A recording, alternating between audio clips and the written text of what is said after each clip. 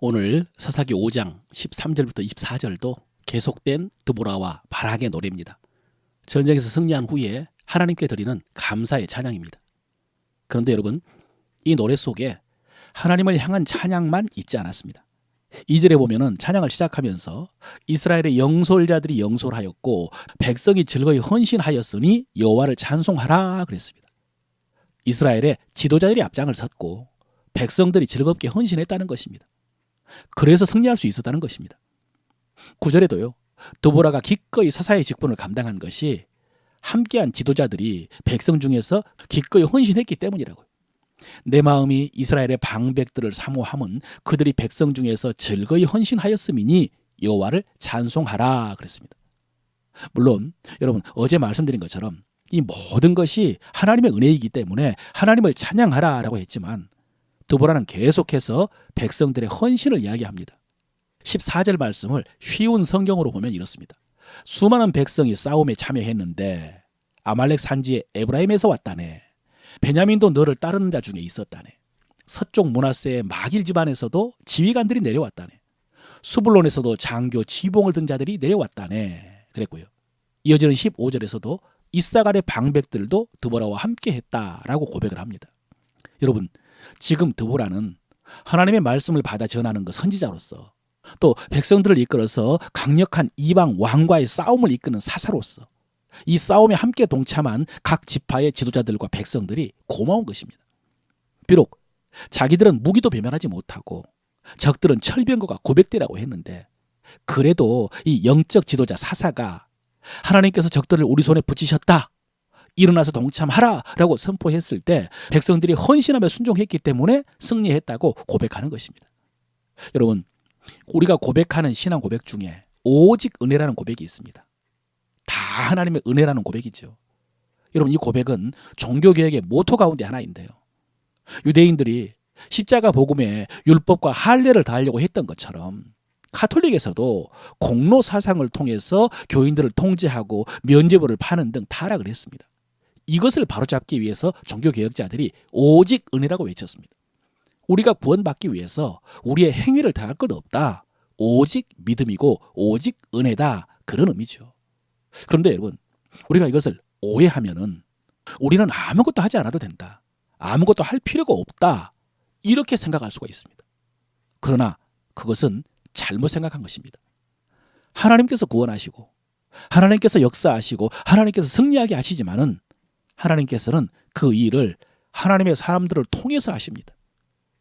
이것은 하나님의 능력이 부족해서 사람의 능력을 필요로 한 것이 아닙니다.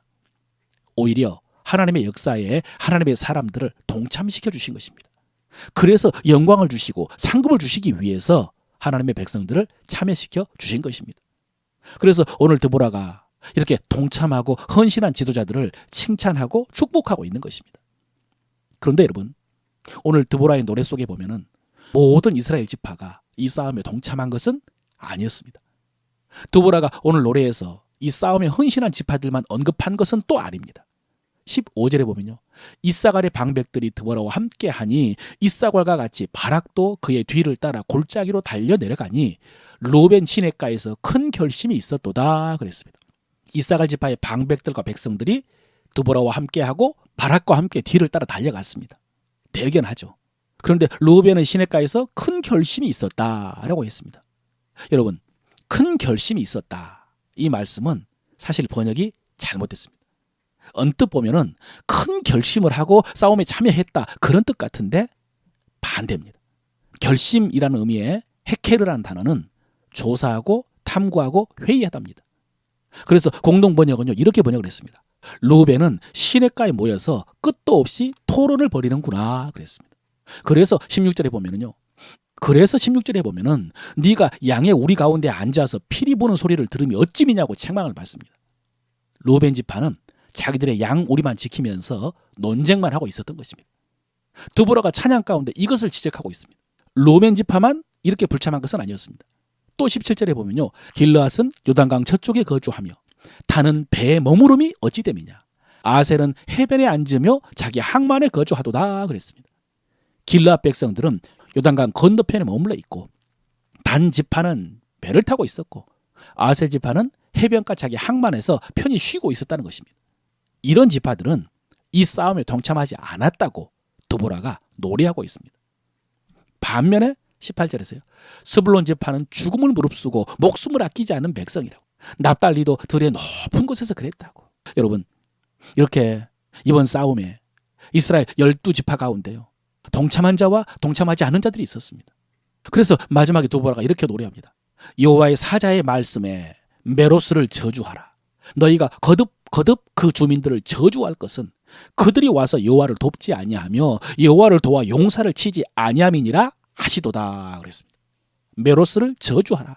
그들이 여호와를 돕지 않았다고. 여호와를 도와서 용사를 치지 않았다고. 그러니 거듭 저주하라고요. 여러분, 여호와를 돕는다라는 표현이 맞는 표현입니까? 여호와 하나님께서 우리의 도움이 필요합니까? 아니요, 필요치 않습니다. 사실 여기서 도움이라는 것은 사사 드보라와 군대장관 바락과 이스라엘 방백들과 백성들입니다. 그들이 지금 이스라엘을 압제에서 벗어나기 위해서 목숨을 걸고 싸우고 있기 때문입니다.